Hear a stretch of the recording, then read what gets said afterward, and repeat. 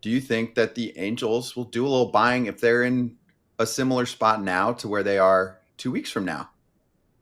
Honestly, I wouldn't surprise me at all. I don't know if that some what they should do. I mean, if you look at the AL wildcard picture, like the three games out right now, but they're I think tied with like four other teams that have pretty much the exact same record, and I think the Red Sox and the Mariners are tied for the actual spot ahead of them. So they're really working with like five or six other teams.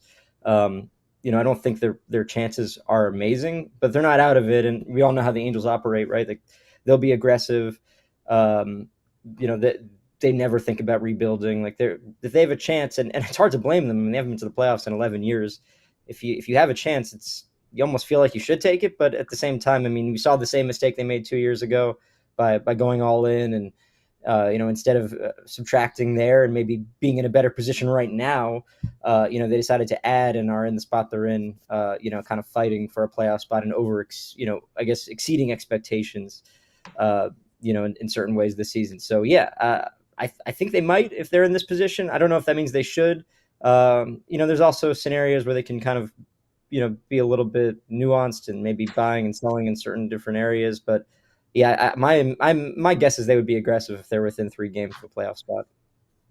So I think this is a very different case from a few years ago. I mean, you've got Otani there at the finish line. Teams would offer a ton. They set their franchise back a bit. I can only imagine if they were able to land Jackson Merrill, who was apparently in talks when they were discussing a trade option with the Padres. Fast forwarding to now, Sam, do you think the fact that the team hasn't been in the playoffs for what, over a decade at this point, pushes them to get a little more aggressive and take the chance just because they are in the mix right now? The American League, I think, has been down over the past couple of years. It still seems to be the case. And don't you think that it would be a win even if they get into a wild card and don't win a game, but just to crack the playoffs with the roster that they have and kind of send a message that we're trying to get back on the winning side of things? 100%. If they can get into the wild card, win or lose, like that, this would be I mean, they lost 99 games last year, so this would be an amazing turnaround if that happens. I think the issue that you kind of have to grapple with here is, I mean, at least according to like Fangraphs, they have about like a 3 to 4% chance of even doing that. So I just, to me, you got to be smart about it. You got to be thinking about your future. They don't have a ton of people to trade. Unless they want to get like really aggressive and trade like a Jo Adell or a Reed Detmers, whose values are significantly up for when they were maybe like a month or two ago. They could go down that route, although I'd be very surprised if they do. Ultimately, like the guys they really have are, like a Luis Rengifo who's performing better right now, a Yohan Moncada who's back healthy, who, a Kenley Jansen, who I think part of his value will depend on how much of any of the contract they'll eat. But yeah, I mean, they if they're in that mix, right? Like if they're right there, I agree with you. Like not having been to the playoffs in 11 years, I think the overall mindset of the organization, just as it, kind of their way that they operate, would tell me that they're going to be aggressive if they have any sort of chance of making the playoffs. Um, I agree with you that 2 years ago is different, but it also isn't, right? Like it's about just the way you look at your future, the way you look at building as a team. I mean, like they had a better chance to really build 2 years ago than they do right now. But I do think that what you've seen so far this year is when you get good young players, when you put them in a position to succeed, like there's a good chance that they will. That a guy like Zach Neto, Nolan Shanuel, those guys have really, really, really gotten better this year. I mean, Shanuel in particular, I think he's not talked about in the same way as maybe some of the other young players, but he's, in my opinion, been their best hitter this season. So it's you've seen what happens when you get good young players, and I think it should be an example to this organization of how they need to be building and how they need to be thinking, especially as they approach a trade deadline where they might not have the best chance of making the postseason. They have a really tough schedule in July. They tend to play better against good teams, so we'll see what that means. But the next 3 weeks will be interesting. Where are those pieces that they would fill in? Let's say they get within 2 games on July 28th. What's the biggest need fill-in piece that would push them over the top and put them in a wild card? I mean, they just, I think with the Angels this year, I look at their team as like they're not really bad in any area, but they're not excelling in any area either. I mean, they're the only team in baseball that's used all five of their starting pitchers. Like they've only used five starting pitchers, and it's been that way the whole season. They've been on rotation. It's been, kind of anomalous to the way things typically go with this team. I mean, they used 18 starting pitchers last year. So yeah, I mean, I think they could use another starting pitcher, frankly. I mean, Tyler Anderson and Jack Johanowitz have struggled a lot recently. Anderson's gotten a little bit better in the last couple starts. I think that would be an area of need. I mean, you can always use another, solid bullpen arm. Although I will say that I think that's been more of a strength, and that's partially what's gotten them back in the mix over the last, 6 weeks or so. In the outfield, it's I don't know exactly what you do in the outfield. I think that they don't have any depth as an organization in that position. But right now, there are three starters. I think I'm not sure who you would take out. I mean, Solaire's been having a really tough year, but I mean, he said a game-winning home run last night. So I think you could use another outfielder. I think you can use in starting. I mean, they can use just a little bit more everywhere, but it's not like there's any glaring needs as far as the way I see it. Especially if Luis Rengifo kind of continues performing the way he has over the last couple of weeks.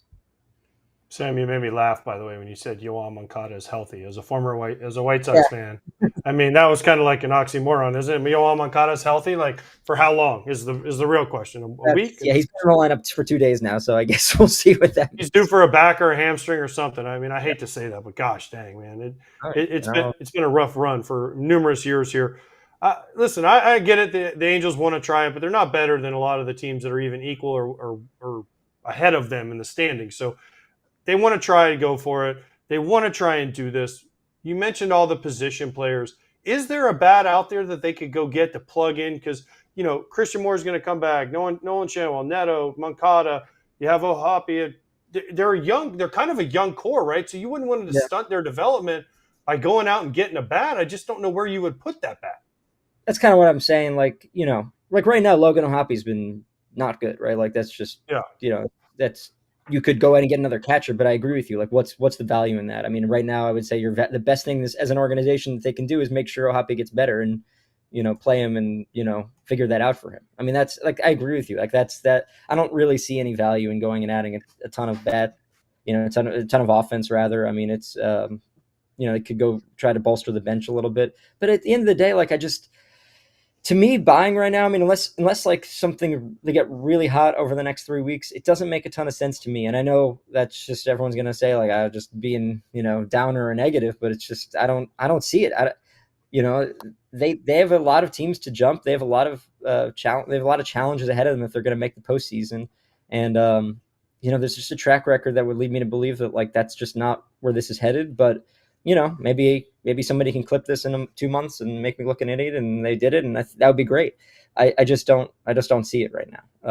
Their team is good, but it's getting there good. You're right, it's not there yet, and there's a lot of flawed teams in the American League, so they're in the mix. But I don't know. It's just that I think that the Angels as a whole should always, right now should be thinking about what you can do to make yourself better next year, what you can do to make yourself better in 27, to really build a foundation. I don't like the way they've been using some of their young starting pitching prospects, bringing them up and just like putting them in long relief games, outings. Like Sam Aldeguerri came up from Double-A for 1 day on Tuesday and threw 42 pitches in an inning, and just let him get embarrassed out there and send him back down to Double-A. And I'm like, what's the value in that? Like, I think the Angels as a whole need to be thinking a lot differently about their young players and about building as an organization and being patient in that process in a way that they just aren't right now.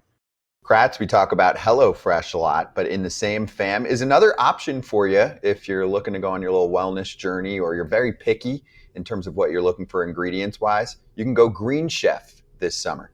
And I can heat and eat because this summer I've got like 3 days where I'm not doing anything, and sure those are going to get scheduled with something. Let's give me something super quick that I can heat up. The whole family's eating healthy, and they're full. Menus change weekly, 80-plus dietitian-approved weekly meal options. Green Chef makes it easy to find those meals to fit your lifestyle, so go check it out. FT fam, there is an exclusive offer. Make this summer your healthiest yet with Green Chef. Head to greenchef.com/50territory and use code 50territory to get 50% off your first month, then 20% off for 2 months with free shipping.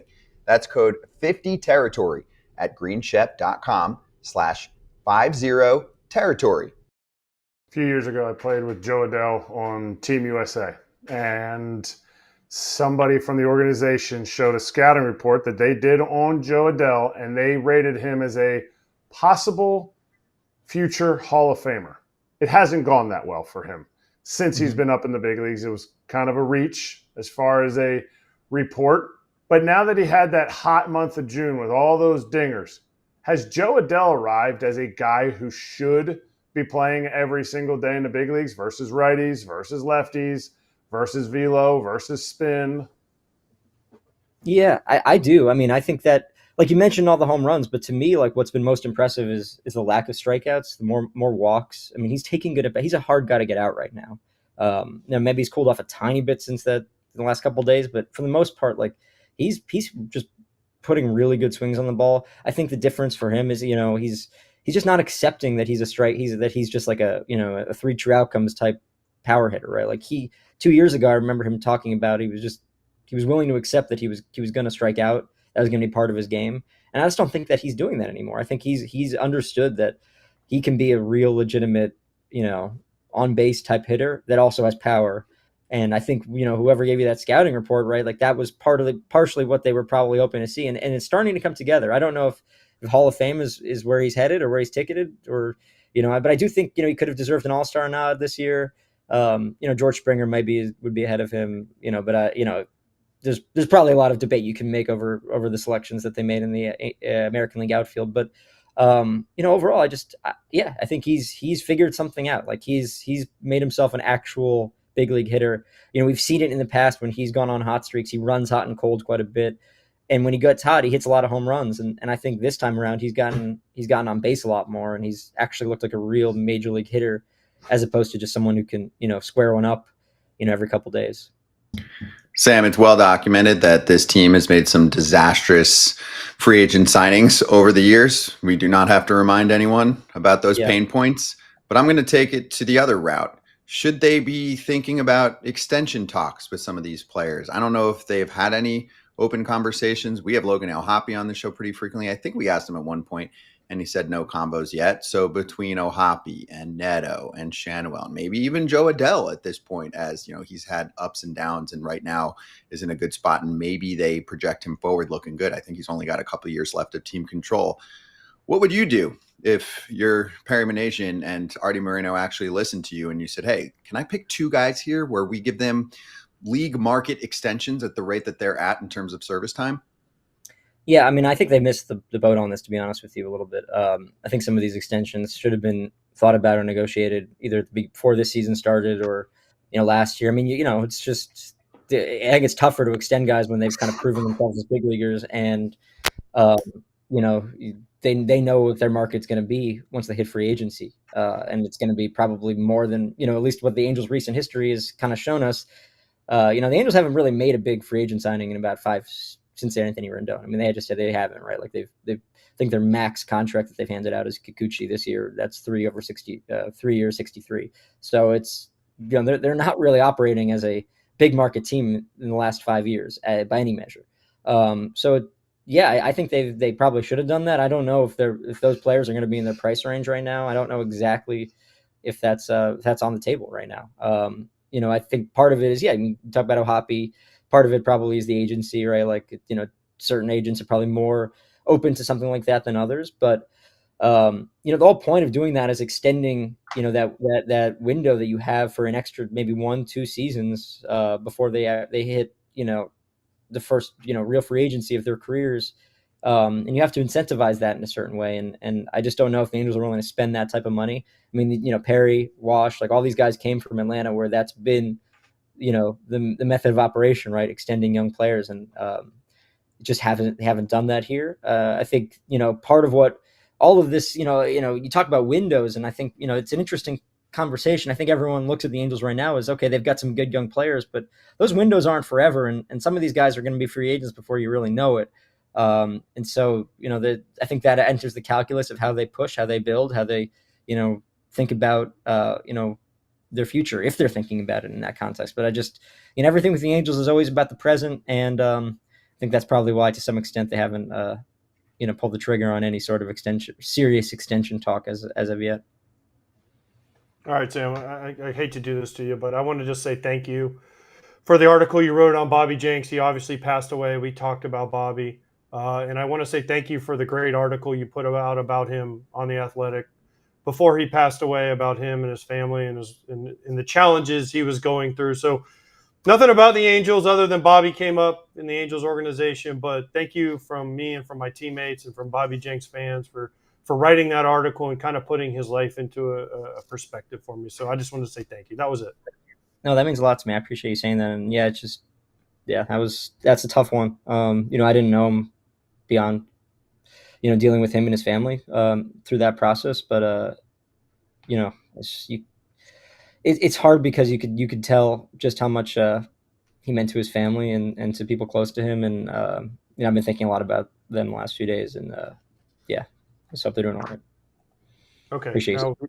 No, you're welcome. Thank you. Now that we went to a sad, let's go back to something a little more lighthearted and more funny. You had to do fielding drills with Ron Washington. So, I mean, walk us through this because I got video. I mean, what are we doing? What did he teach you? Oh man, God! Now another guy who I miss too. I want to give my, I'm on this platform. I want to just, give my best wishes to Wash, and I hope he's doing well. He's out now with the health issue and won't manage the rest of the season.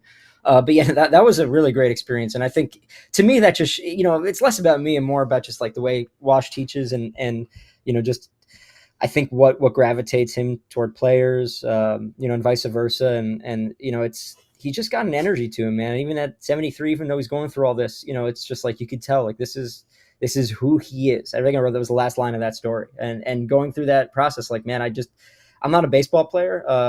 Probably have a very baseline level of athleticism, but he just like was very encouraging, but also like if you were messing up, like very, very, very harsh.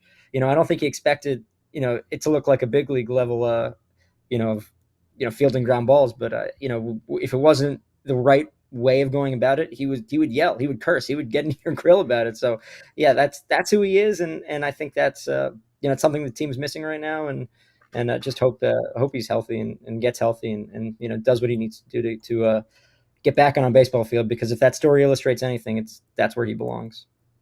Yeah, we love Wash. Wait, he was chewing you out, Sam? Oh yeah. Yes. Oh my God. I love that. I love that. That's great to hear. Over under on number of F-bombs during all the drills that you guys did. What are we setting at? I'll say about 48 probably. It got to be high. Then afterward he's sitting in the dugout, he's smoking a cigarette, he's just ripping, his team in times. They were like on a 7-game losing streak at the time. So it was, he comes, and again, like he was willing to, that was the first day after they had a long road trip, but they lost every game, and he comes out and does that. So it was cool.